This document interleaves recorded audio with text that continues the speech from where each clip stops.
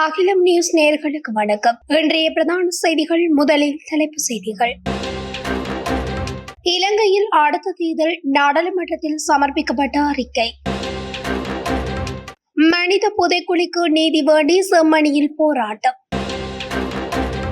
நீதி அமைச்சருக்கு எதிராக அதிரடி நடவடிக்கைக்கு தயாராகும் எதிர்க்கட்சி. லஞ்ச ஊழல் ஆணைக்குழுவிற்கு அழைக்கப்பட்டார் சஜிதர. கொட்டி தீர்க்க போகும் மழை, மக்களை அவதானம். கட்குகையில் கண்டெடுக்கப்பட்ட பெண்ணின் சடலத்தால் பரபரப்பு. வங்கியில் பணியாற்றும் பெண் அதிகாரிகளின் மோசமான செயல், பல கோடி ரூபாய் மோசடி. கொழும்பில் கோர சம்பவம், தமிழ் தம்பதி உயிரிழப்பு.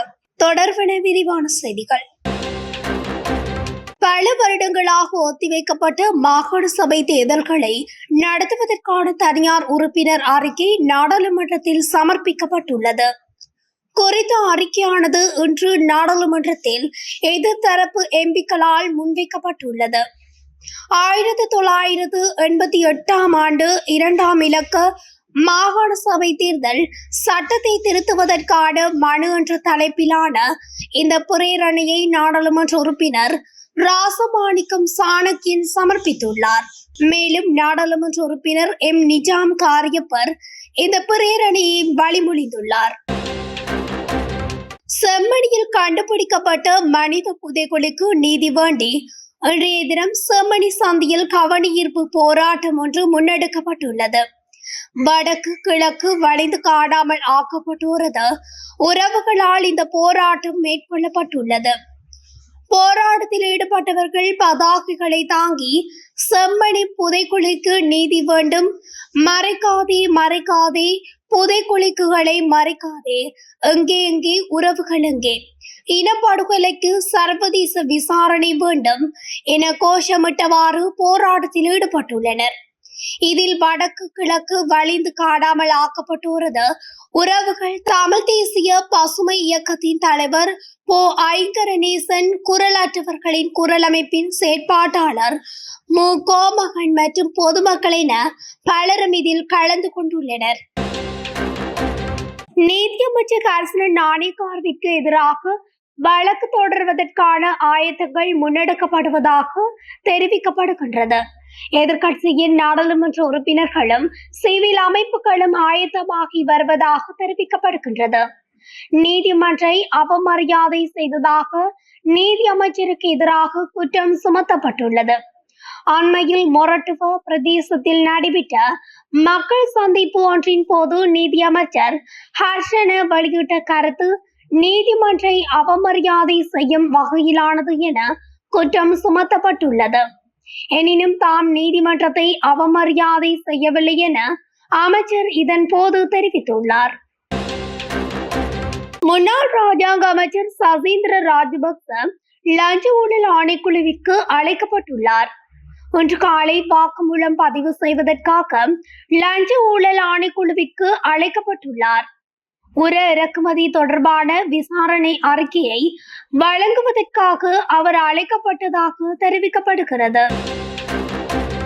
மேல் சப்ரகமுவ மத்திய மற்றும் வடமேல் மாகாணங்களிலும் காலி மற்றும் மாத்தறை மாவட்டங்களிலும் பல தடவைகள் மழை பெய்யக்கூடும் என வளிமண்டலவியல் திணைக்களம் எதிர்ப்பு கூறியுள்ளது. வளிமண்டலவியல் திணைக்களம் இன்று வெளியிட்டுள்ள அறிக்கையில் இவ்வாறு தெரிவிக்கப்பட்டுள்ளது. அதற்கமைய ஊவா மற்றும் கிழக்கு மாகாணங்களிலும் பொலனறுவை மாவட்டத்திலும் மாலை அல்லது இரவு வேளைகளில் சில இடங்களில் மழை அல்லது இடியுடன் கூடிய மழை பெய்யக்கூடும் என அறிக்கையில் தெரிவிக்கப்பட்டுள்ளது.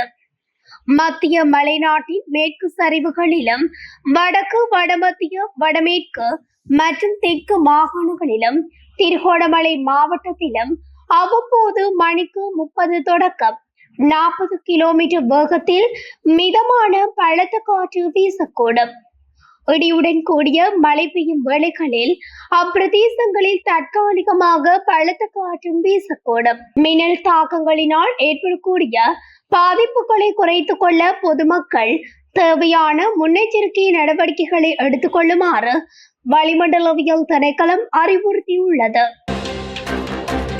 ಮೊನರಾಪಳೆಯ ದೊಂಬಗವೆಲ ಪೊಲೀಸ್ பிரிவுக்குட்பட்ட நுகககிவுள்ள பிரதேசத்தில் உள்ள வனப்பகுதியில் அமைந்துள்ள கட்குகையிலிருந்து நேற்று பெண்ணொருவரின் சடலம் மீட்கப்பட்டுள்ளதாக தொம்பகவெல போலீசார் தெரிவித்துள்ளனர்.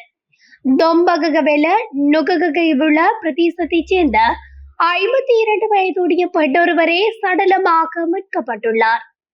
இவர் கடந்த 2ஆம் தேதியிலிருந்து காணாமல் போயுள்ளதாக தொம்பகவெல போலீஸ் நிலையத்தில் முறைப்பாடு ஒன்று கிடைத்துள்ளது. இதனையடுத்து போலீசாரால் மேற்கொள்ளப்பட்ட விசாரணையில் காணாமல் போன பெண்ணின் சடலம் வனப்பகுதியில் அமைந்துள்ள கட்குகையிலிருந்து மீட்கப்பட்டதாக போலீசார் தெரிவித்தனர். இது கொலையாக இருக்கலாம் என போலீசார் சந்தேகம் வெளியிட்டுள்ளனர். சடலமானது சியம்பலாண்டுவ வைத்தியசாலையின் பிரேத அறையில் வைக்கப்பட்டுள்ளதாக போலீசார் தெரிவித்துள்ளனர். இந்த சம்பவத்தின் தொடர்புடைய சந்தேக நபர்களது கைது செய்வது தொடர்பில் போலீசார் விசாரணைகளை ஆரம்பித்துள்ளனர். இது தொடர்பான மேலதிக விசாரணைகளை தொம்பகவெல போலீசார் மேற்கொண்டு வருகின்றனர். பாணந்துறை கெஷல்வத்தையில் உள்ள அரசு வங்கியில் குறைந்த மதிப்புள்ள தங்க பொருட்களை அடகு வைத்து கிட்டத்தட்ட 10 கோடி ரூபாய் மோசடி செய்ததாக கூறப்படும் குற்றச்சாட்டில் 3 பெண் அதிகாரிகளை குற்றப்புலனாய்வு பிரிவு கைது செய்துள்ளது. கைது செய்யப்பட்டவர்களில் ஒரு உதவி அதிகாரி மற்றும் 2 இடைநிலை நிர்வாக அதிகாரிகள் உள்ளடங்குகின்றனர். குறைந்த மதிப்புள்ள தங்க பொருட்களை வங்கியில் அடமானம் வைத்த பின்னர் 3 சந்தேக நபர்களும் கைது செய்யப்பட்டனர். அடமான பத்திரங்களில் போலி கையொப்பங்களை பயன்படுத்தி மூவரும் 10 கோடி ரூபாய்க்கு மோசடி செய்துள்ளனர். குற்ற புலனாய்வு பிரிவின் நிதி புலனாய்வு பிரிவுக்கு கிடைத்த முறைப்பாட்டை தொடர்ந்து நடத்தப்பட்ட விசாரணையில் இந்த விடயம் கண்டுபிடிக்கப்பட்டுள்ளது. உதவி பணியாளர் அதிகாரியாக பணியாற்றிய 36 வயது பெண் பாணந்துறையில் உள்ள அவரது வீட்டில் கைது செய்யப்பட்டார். மேலும் 37 வயது இளைய நிர்வாக அதிகாரியொருவர் தலாதாவத் வீதியில் உள்ள அவரது வீட்டில் கைது செய்யப்பட்டார். 36 வயதான மற்றும் ஒரு அதிகாரி பாணந்துறை விகார வீதியில் உள்ள அவரது வீட்டில் வைத்து கைது செய்யப்பட்டார். சந்தேக நபர்கள் பொது சொத்து சட்டத்தின் கீழ் நீதிமன்றங்களில் முன்னிலைப்படுத்தப்பட உள்ளனர். மேலும் குற்றப்புலனாய்வு துறையின் நிதி புலனாய்வு பிரிவு விசாரணைகளை நடத்தி வருகிறது. கொழும்பின் புறநகர் பகுதியான தெஹிவளை ரயில் பாதையில் நேற்றைய தினம் பயணித்த தம்பதியினர் ரயிலில் மோதி உயிரிழந்துள்ளனர். கொழும்பு கோட்டையிலிருந்து அலிட்கம நோக்கி பயணித்த ரயிலில் இந்த தம்பதி மோதுண்டுள்ளதாக போலீசார் தெரிவித்தனர். உயிரிழந்தவர்கள் பதுளப்பட்டியவை சேர்ந்த 58 மற்றும் 59 வயதுடைய தம்பதியினர் என தெரிய வந்துள்ளது. சடலங்கள் களுப்போவில மருத்துவமனையின் பிரேத அறையில் வைக்கப்பட்டுள்ளது. இந்த தற்செயலான விபத்தாக அல்லது உயிரை மாய்த்துக் கொள்ளும் செயற்பாடா என்பது குறித்து தெஹிவளை போலீசார் விசாரணைகளை மேற்கொண்டு வருகின்றனர். இத்துடன் அகிலம் நியூஸில் இன்றைய மதிய நேர பிரதான செய்திகள் நிறைவடைகின்றன. தொடர்ச்சியாக செய்திகளை அறிந்து கொள்ள அகிலம் நியூஸ் ஊடகத்துடன் இணைந்திருங்கள். நன்றி, வணக்கம்.